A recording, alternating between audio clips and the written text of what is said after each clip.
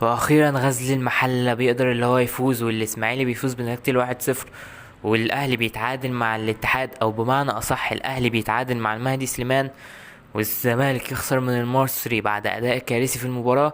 ففيديو النهارده هيبقى ملخص للجوله الثالثه من الدوري المصري. فلو انت لسه في قناه شوف قناه فعل زر الجرس عشان يوصلك كل جديد. ويلا بينا الجوله كده اللي بدات بماتش بيراميدز والبنك الاهلي اللي خلص بنتيجه 3-1 لنادي بيراميدز. المباراه كده اللي بدات اللي البنك كان احسن، وفي اول 3 دقايق بس كانوا عملوا 3 فرص على الجون. البنك كان هو اللي بادي اخطر، ومن اول الدقيقه العشرة كده بيراميدز حاول يخش في المباراه وبدا يمسك كوره، بس البنك بيرجع تاني يمسك كوره وعبد الغني بيضيع فرصه بعد ركنيه والجون فاضي، ويضيع فرصه من اغرب الفرص اللي طلعت لحد دلوقتي في الموسم ده. والبنك بيستمر في الضغط. البنك هو اللي كان احسن في الشوط الاول، هو اللي كان اخطر بكتير، وكان قدامه اللي هو يسجل في الشوط الاول. ومع محاولات البنك دي احمد ياسر ريان بيحط كوره، بس علي جبر بيشيلها من على خط الجون. البنك بيفضل يحاول لحد الدقيقه 44، كوره ثابته وبتتلعب على راس عبد الغني، بيقدر اللي هو يسجل منها هدف التقدم للبنك الاهلي بعد ما كان ضيع فرصة من أغرب الفرص. والشوط الأول بيخلص بنتيجة 1-0 للبنك الأهلي.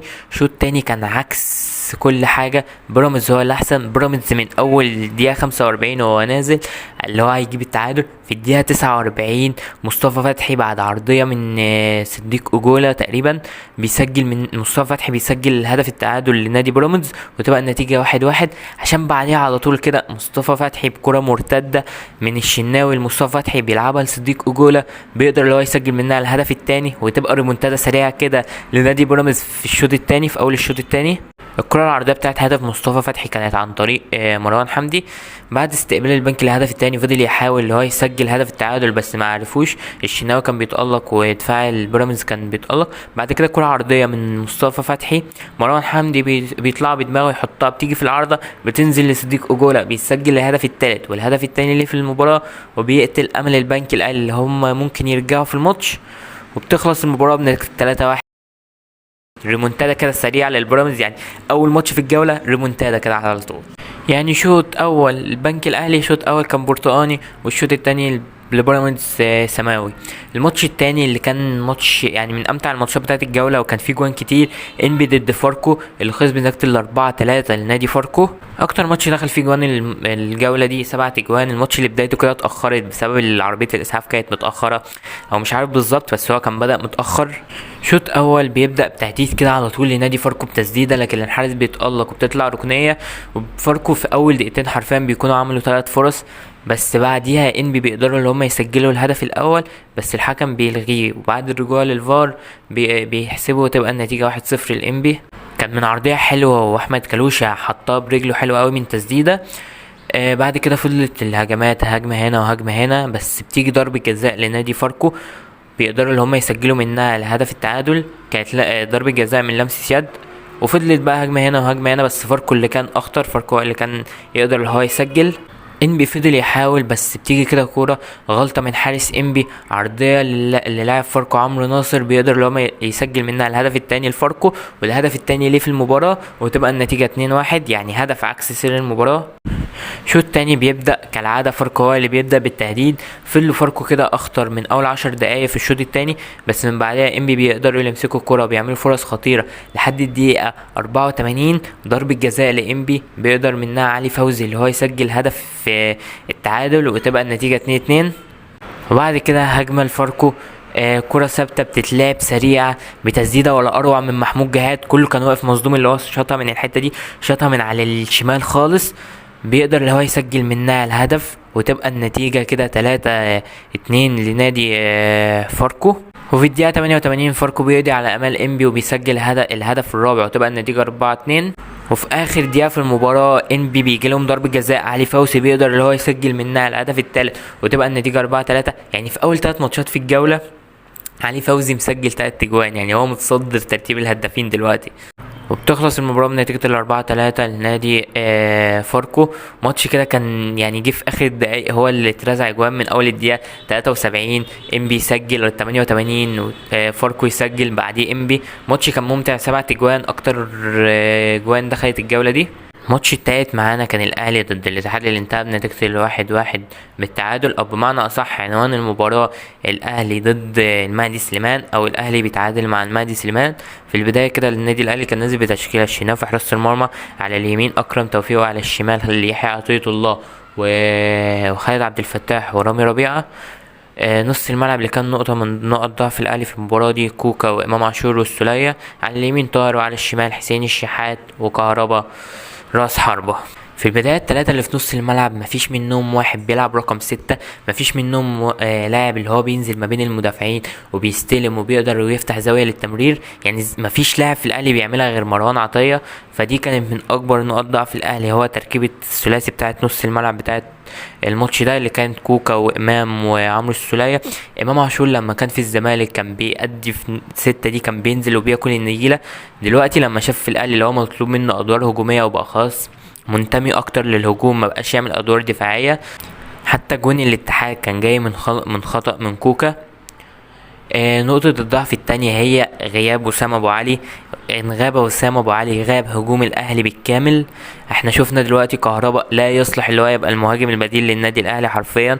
كهربا جاله فرصتين لو جم لوسام ابو علي بنسبة 100% جون.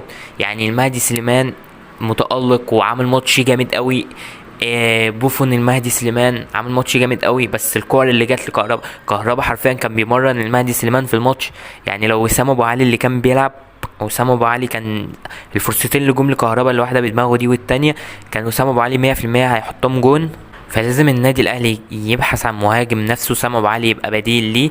وسام ابو علي مهاجم بيزهق الخصم من الضغط بتاعه، بيشوط برجله الاتنين، بيلعب بدماغه، بينزل يستلم. يعني ما شفناش الكلام ده خالص من كهربا.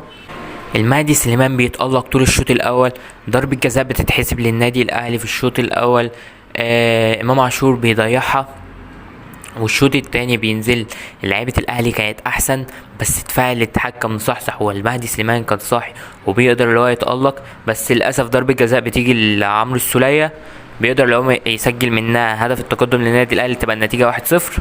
وبعديها في الدقيقة حاجة 80 82 83 كده غلط من كوكا، ما طلعش يلعب الكرة بدماغه، بتروح لمهاجم الاتحاد، بيطلع يستلم ويلف برامي ربيع ويسجل الهدف التعادل لنادي الاتحاد. بعديها كده في اخر الدقايق المحببة لقفشة، بس للاسف المهدي سليمان بيتألق في الكرة بتاعت قفشه. المهدي سليمان حرفيا كان جامد كفايه اصلا، كمان الكرة اللي بيرسي تاو لعبها لعمرو السولية يتألق فيها، تتألق فيها تاني. حرفيا المهدي سليمان كان جامد قوي قوي قوي الماتش ده. يعني لولا المهدي سليمان كان الاتحاد ممكن يبلع 4 و5. يعني يستحق راجل المباراة، ويستحق اللي هي تبقى عنوان المباراة المهدي سليمان بيتعادل، الاهلي بيتعادل مع المهدي سليمان. وفي النهاية المباراة بتنتهي بنتيجة التعادل 1-1. بس قبل ما نروح للمباراة اللي بعديها، من وجهة نظري الاتحاد كان ليه ضربة جزاء على يحيى عطية الله. فيلا بينا على الماتش اللي بعده. والماتش الرابع اللي خلص بنتيجة التعادل 0-0 كان سموحة وطلائع الجيش. الماتش اللي بدأ كده كان هجمة هنا وهجمة هنا، بس طلائع الجيش هو اللي كان يعني اخطر شوية، هو اللي عمل فرصتين، وسموحة برضو عمل كذا فرصة. حسام حسن بيضيع فرصة من جوه ال6 ياردة ما بيضيعش نهائي. بس فضلت طلائع الجيش هي اللي مسيطرة على طول الشوط الاول، ما عدا في اخر 10 دقايق كده. يعني سموحه بدات اللي هي تشوط على الجون، بداوا يعملوا خطوره، بس الشوط بيخلص بنتيجه 0-0. الشوط التاني بدا بفرصه خطيره لنادي طلائع الجيش، بس محمد ربيع مدافع سموحه بيقدر اللي هو يشيل الكره من على خط الجون ويمنع هدف لنادي طلائع الجيش. وفضلت المباراه زي الشوط الاول، رايحه هجمه هنا رايحه هجمه هنا. يعني ماتش كان تعبان من الاخر، خلص بنتيجه التعادل 0-0. فيلا بينا على الماتش الخامس واللي بعده. والماتش اللي بعده اخيرا غزل المحله بيفوز وتبقى على الجونه بنتيجه 1-0. الماتش كان في البدايه كده كان رايح هجمه هنا للغزل وهجمه هنا للجونه بالمرتده للجونه. غزل كالعاده كان بيعتمد على العرضيات، بس من النقط المفيده لغزل في الماتش ده اللي كان خط دفاعه كان صاحي، وخط دفاعه كان جامد قوي. يعني من احسن الماتشات اللي غزل عملها بقاله كذا موسم اصلا لما كان بيصعد. يعني خط دفاعه كان صاحي قوي الماتش ده. وبالاضافه للغزل كان بيعتمد في الماتش ده على اللي هم يضغطوا من نص الملعب ضغط عالي. يعني لما الكره كانت بتتقطع منهم كانوا بيرجعوا ياخدوها بسرعه قوي. الجونه كان بيلعب على الكرات الطوليه. الماتش بدأ هجمة هنا وهجمة هنا زي ما انا قلت لكم، بس في الدقيقة 24 تسديد مرتدة وتسديدة من عبده يحيى بيقدر اللي هو يسجلوا منها الهدف الأول. كانت تسديدة حلوة قوي، بيسجلوا منها الهدف الأول والهدف الوحيد في المباراة. والشوط الأول بيخلص بالنتيجة بتاعت 1-0. الشوط التاني ما كانش فيه فرص كتير، يعني ابرز اللي كان في الشوط التاني كان فيه ضربة جزاء للجونة، بس بعد ما الرجوع للحكم للفار بيقرر اللي هو ما يحسبهاش. بس الشوط التاني يعني يعتبر يعني ما اتذكرش اللي كان فيه حاجة تانية، وبيخلص بنتيجة 1-0 والمباراة بتخلص. فيلا بينا على المباراة اللي بعدها، وهي مباراة الزمالك والمصري اللي خلص بنتيجة 1-0 للمصري. لو هندي كده عنوان سريع عن المباراة دي، هتبقى مباراة عشوائية من لعيبة الزمالك لأقصى درجة. الزمالك بيبدأ كده بعواد في حراسة المرمى، على اليمين عمر جابر، وعلى الشمال بنتايج وحسام وحمزة المسلوسي. خط الدفاع اللي احنا حفظناه عبد الله ودونجا وناصر ماهر، على اليمين شيكا وعلى الشمال شلبي، الاتنين اللي كانوا نقطة ضعف للزمالك في الماتش ده، ومهاجم هو ناصر منسي.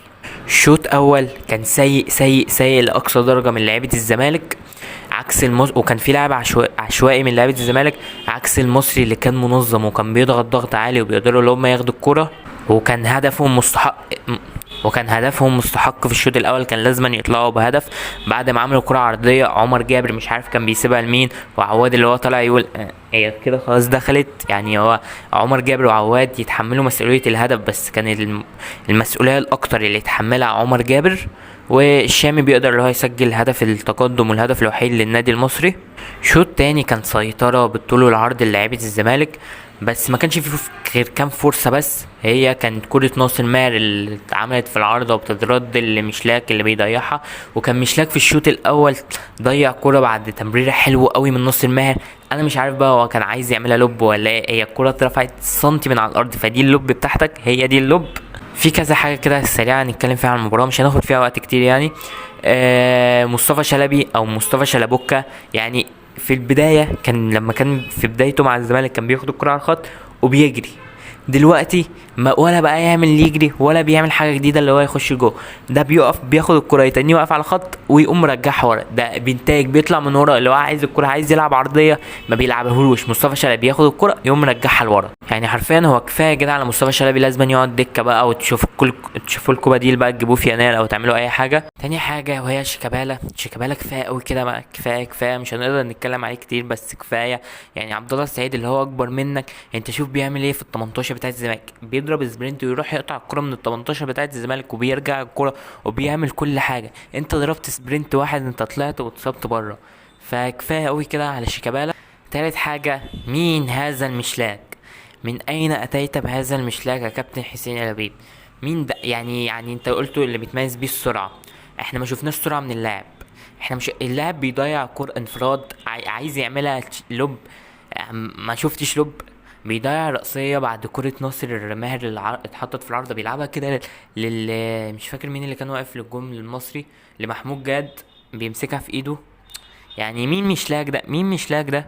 رابع حاجة، طالما زيزو على الدكة فأكيد يا جوميز هو جاهز بدني بنسبة 100%. كان لازم زيزو يبدأ المباراة قدام المصري اللي انت هتلعبه في الكونفدرالية ماتشين كمان اصلا. يعني طالما زيزو قاعد على الدكة اكيد جاهز بنسبة 100%. ما كانش ينفع اللي انت تقعده على الدكة في بداية الماتش. ففي النهاية الزمالك بلا روح، المصري استحق الفوز. تالت حاجة، شلبي وزياد كمال ومشلاك وناصر منسي لا يصلحوا للزمالك. سيف فاروق جعفر، عمر فرج ومحمد عاطف لازم ياخدوا فرصة. رابع حاجة، لو مفيش على الأقل إجيري جه في يناير، انسى اللي الزمالك يحقق بطولات الموسم ده، هيبقى يعني الموسم صفر للزمالك. وبس كده خلص الكلام على ماتش الزمالك. نخش على الماتش اللي بعده. الماتش اللي بعده كان سيراميكا ضد حرس الحدود واللي خلص ب0-0، ومودرن سبورت وزد اللي خلص ب0-0. الماتشين خلصوا بالتعادل، ما كانش فيهم اي حاجه نقدر نتكلم عليها غير في ماتش مودرن سبورت وزد، رجل الجزاء لزد بيتألق فيها جنش وتصدى ليها وبس. يعني ما اعتقدش اللي فيه كلام اصلا يتقال عن الماتش ده، عن الماتشين دول عامه. هو سيراميكا اللي كان يعني سيراميكا كان احسن في ماتش حرس الحدود، وما ضيعوا كتير، ما شاطوش تقريبا كرة على الجون، كان كراتهم بره الجون. ومودرن سبورت زد كان احسن في الماتش ده وضيعوا ضربة جزاء. وبس مفيش كلام كتير الصراحة اقدر اقوله، فخلينا نخش على ماتش الاسماعيلي ضد الجونة. واخيرا الاسماعيلي حقق الفوز بنتيجة 1-0. بداية ماتش الاسماعيلي لعبته بيغلطوا، بس بتروجيت بس لاعب بتروجيت بيتسرع ويشوطها بالراحه قوي. حارس الاسماعيلي بيتالق ليها، وزي ما اتعودنا من لعيبه بتروجيت او من فريق بتروجيت من اول الماتشين اللي اتلعبوا والماتش التالت اللي بتروجيت بيلعبوا ضغط من نص الملعب، ضغط عالي عشان يزهق ما يدوش راحه للاعيبه الخصم اللي هم يلعبوا. ابرز ما كان في الماتش ده واحلى حاجه في الماتش ده هو كان جمهور الاسماعيلي. الشوط الاول كان عباره عن تالق حارس بتروجيت عمر صلاح وبيخلص بنتيجه ال0-0. شوط تاني بتروجيت هو اللي كان اخطر، بتروجيت هو اللي كان ماسك الكوره، كان هيقدر يجيب جون في الاول بس الكوره بتيجي في القائم. دقيقة 90 مرتدة، في الدقيقة 90 مرتدة لعيبة الإسماعيلي بيقدروا إن هم يسجلوا منها أخيرا الهدف عن طريق المنواني، وتبقى النتيجة 1-0 من أول الدقيقة 90 لحد الدقيقة 95. لعيبة بتروجيت بيحاولوا إن هم يسجلوا التعادل، بس كان تألق من دفاع الإسماعيلي، تألق من حارس الإسماعيلي، وأخيرا الفرح الجمهور الإسماعيلي بيقدروا إن هم يحققوا أول 3 نقط.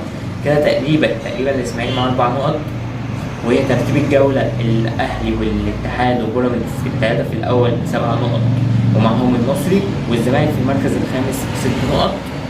بس كده خلصنا ملخص الجولة التالتة. رب يكون عجبكم. لو عجبكم متنسوش تشوفوا فعل الجرس عشان يوصلك كل جديد. استنى نلخص الجولة الرابعة، أشوفكم في الجولة الرابعة أو الفيديوهات الجاية عموما.